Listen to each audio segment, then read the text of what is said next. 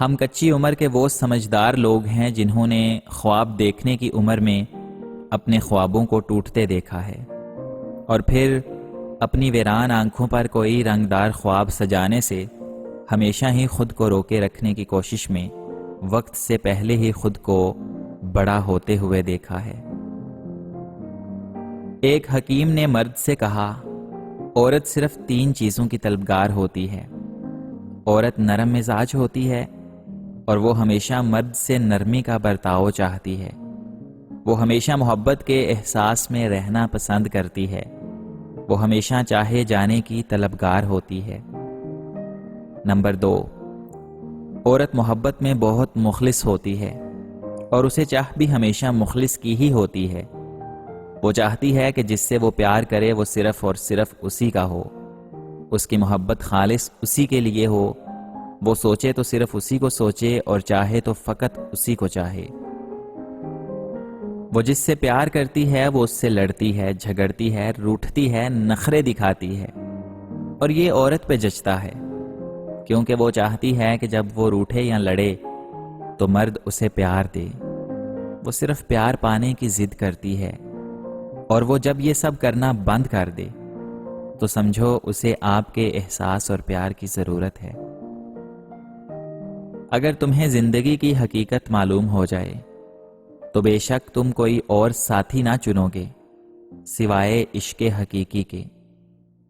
کم بولنے والے لوگ صرف پسندیدہ انسان کے سامنے بولتے ہیں۔ دوست وہ ہے جو تمہیں اس وقت پسند کرے جب تم کچھ بھی نہ ہو۔ ہمارے مانگنے میں کمی ہو سکتی ہے، اللہ کے دینے میں نہیں۔ سامنے موت ہے تو کیا ہوا، میں راستہ نہیں موڑوں گا، اور مرنے کے ڈر سے میں منزل کیوں چھوڑوں گا۔ تجربہ بڑا سنگ دل استاد ہے، امتحان پہلے لیتا ہے اور سبق بعد میں دیتا ہے۔ صفِ نازک کی محبت میں گرفتار ہونے والے نوجوانوں کو محبت کا یہ پہلا قاعدہ ہمیشہ یاد رکھنا چاہیے کہ جسے شفاف رکھنا ہو اسے میلا نہیں کرتے۔ شر پھیلانے والا خود بھی شر میں پھنس جاتا ہے۔ اگر کوئی مانگنے والا عاجزی سے تجھ سے مانگے تو اس کو دے دے، ورنہ کوئی ظالم زور سے لے لے گا۔ اگر مالدار بننا چاہتے ہو تو سوائے قناعت کے کچھ طلب نہ کرو۔ اے دل، اگر تجھے دوزخ کی آگ سے نجات پانے کی فکر ہے تو رسول اللہ صلی اللہ علیہ وآلہ وسلم کا قرب حاصل کر۔ انسان کی تخلیق کے تمام مراحل اللہ تعالیٰ کی قدرت کے مظہر ہیں۔ حضرت یوسف علیہ السلام قمیص میں عالم غیب کی خوشبو تھی، جس سے حضرت یعقوب علیہ السلام کی آنکھوں کا نور لوٹ آیا۔ جو گنہگار دعا کے لیے اللہ تعالیٰ کے حضور میں دستے دعا بلند کرتا ہے وہ مغرور عبادت گزار سے بہت اچھا ہے۔ بانو ابا فرماتی ہیں کہ دنیا دوسری چیزوں سے غافل کر دیتی ہے۔ دنیا دار جب ایک چیز حاصل کر لیتا ہے تو اسے دوسری چیز کا حرص اور لالچ ہو جاتا ہے۔ دیکھو، وہ اللہ تعالیٰ سب جانتا ہے جو تم نہیں جان سکتے۔ وہ سب دیکھ رہا ہے جو تمہاری آنکھیں دیکھنے سے قاصر ہیں۔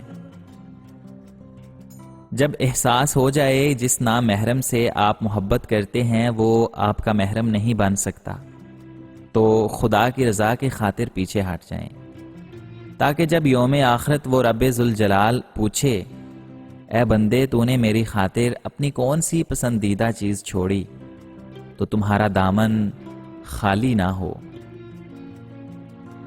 ایک وقت ایسا آتا ہے جب ہمیں احساس ہوتا ہے کہ کچھ لوگ ہمارے دلوں میں تو رہ سکتے ہیں لیکن ہماری زندگی میں نہیں۔ اگر آپ کو کوئی ہلکی سی بات یا واقعہ افسردہ کر دیتا ہے تو یقیناً آپ سینے میں بہت بڑا دکھ چھپائے ہوئے ہیں۔ اور پھر کبھی یوں بھی ہوتا ہے کہ ہماری زندگیوں کے خوشنما لوگوں کا ہم سے ہر طرح کا واسطہ ختم ہو جاتا ہے، یادداشت ایسی چیز ہے کہ وقت کے ساتھ زخم اور مرہم دونوں کا کردار ادا کرتی ہے۔ میں نے بتا رکھی تھی اس کو اذیتیں ساری، اس کا پھر بھی چھوڑ جانا سمجھ سے بالا تر تھا۔ ضروری نہیں ہر بات بولی جائے، کچھ باتیں محسوس کی جاتی ہیں۔ یہ سچ ہے کہ اس فریبی دنیا میں انسان کشمکش میں ہوتا ہے کہ کون سچا ہے اور کون جھوٹا، لیکن ہر انسان کو آزمانا اور ایک ہی ترازو میں تولنا مناسب نہیں ہوتا۔ عورت اور مرد کا تعلق تن پر پہنے ریشمی کپڑوں اور آگ جیسا ہے۔ جیسے آگ لگے تو ریشمی کپڑا جل کر راکھ نہیں ہوتا بلکہ پگھل کر تن سے چپک جاتا ہے، اور اگر اسے ایسے ہی چھوڑ دیں تو بھی باعث اذیت، اگر اتارنے کی کوشش کریں تو چیخیں بلند، اور اگر ہمت کر کے اتار ہی دیا تو کھال بھی ادھڑ جاتی ہے۔ بس پھر تمام دلائل، تمام وضاحتیں ختم۔ جب بھی کوئی وفات پا جائے تو کہتے ہیں کہ موت تو برحق ہے، بیماری بہانہ بن گئی مرنے کا، یا کوئی غم بہانہ بن گیا مرنے کا۔ اگر موت جیسی برحق چیز کو بہانہ درکار ہے تو کیا جینے کے لیے بھی بہانوں کی ضرورت ہوتی ہے، یا بس ایسے ہی جی لیا جاتا ہے بنا کسی بہانے کے؟ اور کیا زندگی بھی برحق ہوتی ہے؟ جس عورت سے ہمیں محبت ہو اس کی آواز ہمارے لیے دنیا کی سب سے میٹھی آواز ہوتی ہے۔ عورت کو زندگی میں جینے کے لیے سانس سے زیادہ حوصلے کی ضرورت ہوتی ہے۔ ایک اچھا ساتھی وہ ہوتا ہے جو آپ کی عزت کرتا ہے، جو آپ کی چھوٹی چھوٹی خواہشات کا خیال رکھتا ہے، آپ کے ساتھ مذاق کرتا ہے لیکن کبھی آپ کا مذاق نہیں بننے دیتا، جو آپ کے آنسوؤں پر پریشان اور آپ کے خوش ہونے پر خوش ہوتا ہے۔ کسی کی زندگی میں داخل ہونا بہت آسان ہوتا ہے، مگر جانے سے پہلے اتنا سوچ لینا چاہیے کہ کہیں کسی کے لیے زندگی مشکل تو نہیں ہو جائے گی، کیونکہ جانے والے کو فرق نہیں پڑتا، مگر جو پیچھے رہ جاتا ہے نا، وہ ادھوری موت مر جاتا ہے۔ اپنے لیے تو ہر کوئی جی لیتا ہے، حتیٰ کہ جانور بھی، مگر انسان اور جانور میں اللہ پاک نے فرق رکھا ہے۔ لیکن المیہ تو یہ ہے کہ انسان اس فرق کو بھول گیا ہے۔